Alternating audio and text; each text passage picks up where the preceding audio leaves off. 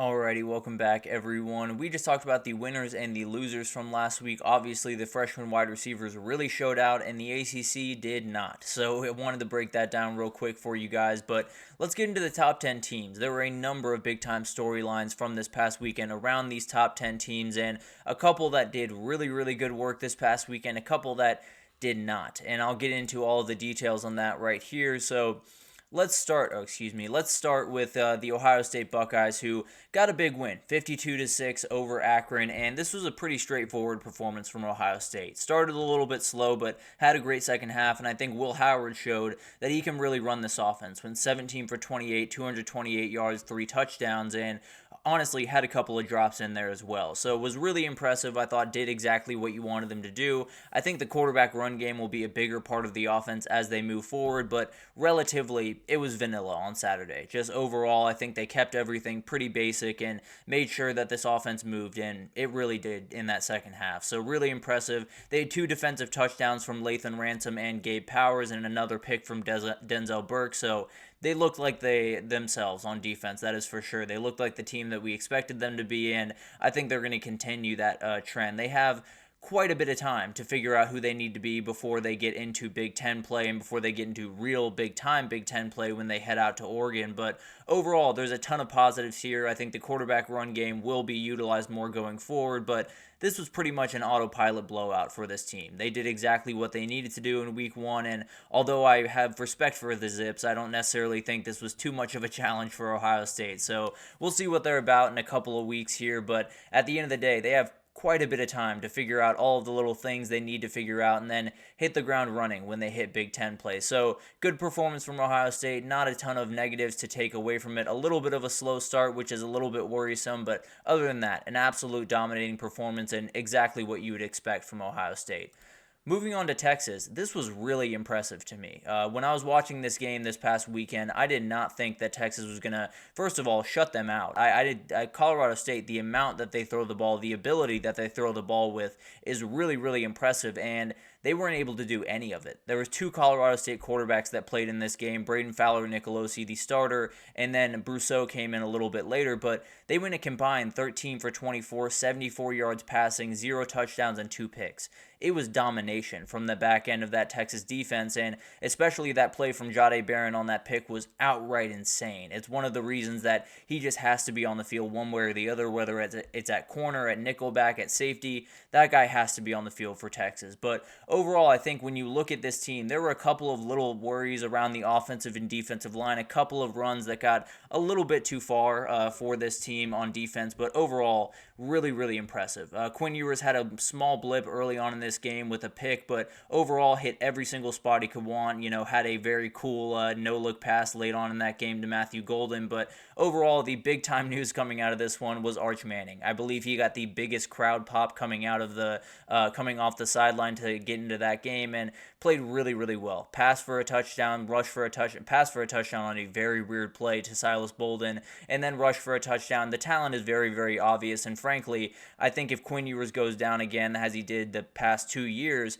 I think they would feel very confident with Arch running this offense. He looked really good, and although it was late in the game, garbage time, he was very impressive. And they got plenty from the running backs. Didn't necessarily lean on them too much in this game. I think you'll see a little bit more of that running back by committee against Michigan, but everything is all systems go for Texas as they head into that Michigan game this weekend. Alabama was really impressive as well. We got to see Jalen Milroe and Kalen DeBoer's offense, and it was exactly what you would expect. It was really explosive. It was really impressive, and more than anything, I'm impressed with the defense. But getting to Jalen Milroe here for a second, went 7 for 9, 200 yards, 3 touchdowns through the air, 79 yards on the ground, and 2 touchdowns. Just ridiculous performances. If he's doing that all year, this is your Heisman winner, and he's running away with it. I can promise you that. There was a ton of running in this game. 47 rushes, 18 passes for Alabama, so you can see the difference in the offense. And then then you saw what Ryan Williams was able to do on those long touchdowns. Really impressive performance from the young guy. I think they're likely going to need a couple more guys to step up. I think Kendrick Law and Jeremy Bernard are going to be huge pieces for this team going forward. But overall, the guys that really showed out were the defense. It was incredible what they were able to do against a team that is going to throw the ball around, is going to go quick, is going to do a lot of those different things. They were able to shut them down pretty much from start to finish. Jahad Campbell was incredible throughout this game, making just about every tackle you could want. And then Kwal Rousseau was all over this team. He was in the backfield pretty much every single time. So really impressive performance from this defense. I think Kane Womack has brought over exactly what they needed. A little bit of aggression, a little bit of more blitz-heavy type defense, and it's really working, at least through game one. Obviously, a ton of big-time tests with South Florida, then Wisconsin, then obviously Georgia coming to town for Alabama. So this is definitely going to be the easier of their games this upcoming season, but a really remarkable performance, and I think exactly what Alabama fans wanted to see in Kalen DeBoer's debut. Moving on to Ole Miss, they went to work. It was absolutely incredible to watch this offense go to work this Saturday, 76-0 over Furman, and Jackson Dart was at the very center of it. And I understand it was Furman, but the stuff he did in the first half was just outright ridiculous. 22 of 27, over 400 yards, 5 touchdowns, a rush on the ground, or a touchdown on the ground, just ridiculous. And he had all 4 receivers getting involved, all guys over 40 yards, so it was incredible to watch that offense go to work. And then on the defensive side of the ball, 4 sacks, 16 tackles for loss. They did exactly what they wanted to do with Chris Paul Jr., Cam Franklin, and Chris Hardy getting really in on the action. So it was really impressive. Overall, this team looked the part. They looked exactly how you wanted them to look in that first game. And then obviously it kicks up from here. They get things get a lot more real, and a lot more hype goes into this team that already had insane amounts going into the season. So it's going to be interesting to see what happens. Obviously, they have a couple of games to get ready before SEC play, but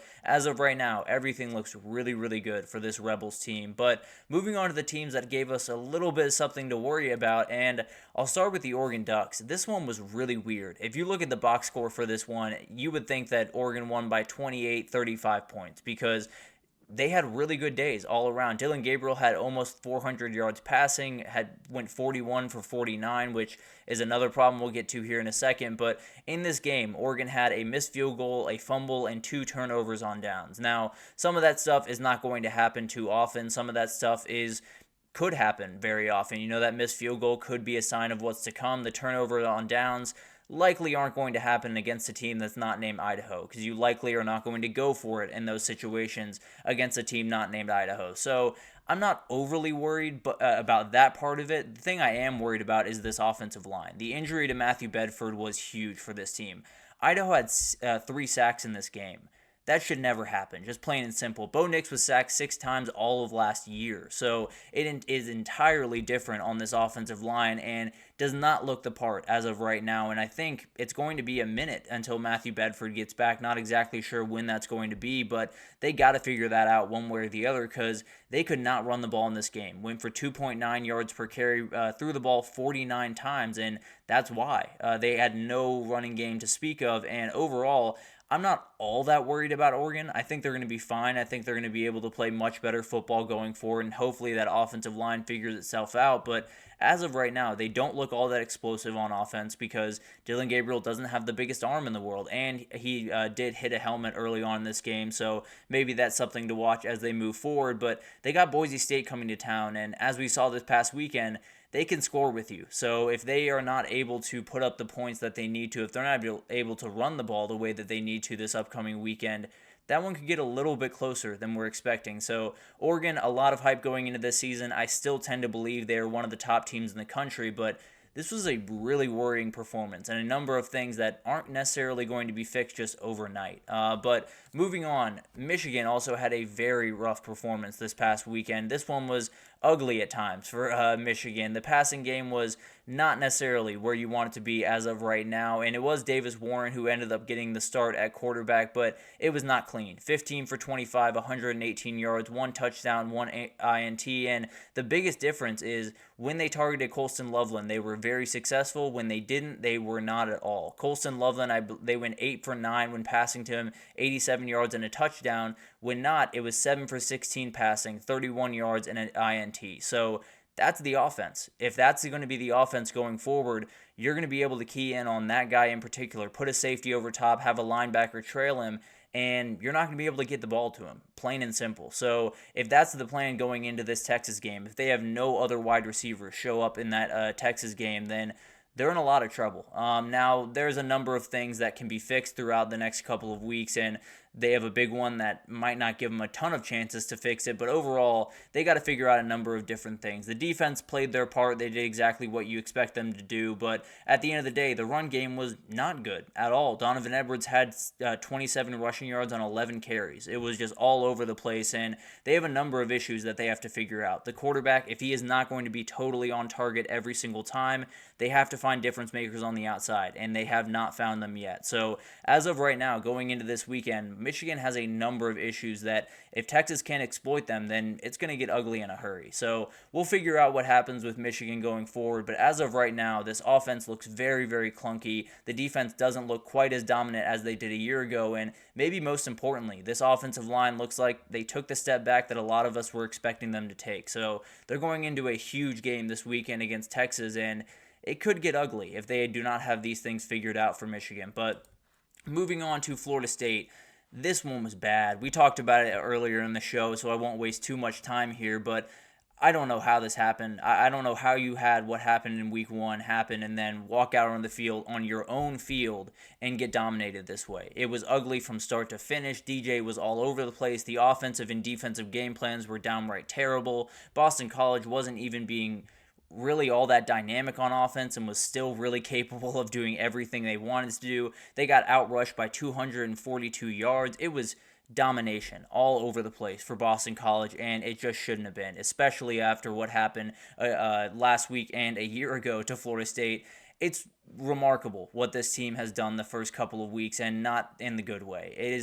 I don't know where they go from here. I don't know how they bounce back. They keep moving forward, I guess, but maybe it's Brock Glenn out there the next time they take the field against Memphis, and maybe they lose that game. So it's going to get really interesting around Florida State and a couple of teams that just had really, really bad performances. You know, Oregon, I'm a little bit less worried about than Michigan and Florida State, obviously, than Florida State. But at the end of the day, all of those have big-time worry spots where if you get to an Ohio State game or Michigan, they have one this weekend. If they get to those games not being fully prepared and not fixing some of those issues, they might just get dominated, and it could take them out of that real running to win their conference, to do the things that they want to do. So it's going to be really, really interesting to watch that over the next couple of weeks, but some really rough performances from Oregon, Michigan, and Florida State this past weekend. But let's take our third break here, and when we come back, we're going to do a little bit of a week one whip around. We did this yesterday, but I want to continue today. We have a number of different things I want to update you guys on, and a number of just ridiculous performances from this past week that I want to get on y'all's radar. So we'll break it down right after this, so stick with us.